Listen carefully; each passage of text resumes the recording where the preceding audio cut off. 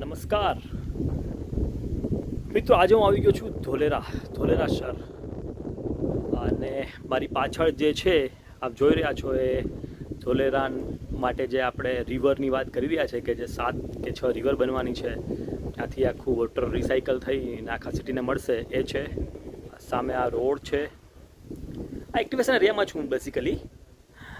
સામે જે આપ જોઈ રહ્યા છો તે ટાટા સેમિકન્ડક્ટરનો પ્લાન્ટ છે.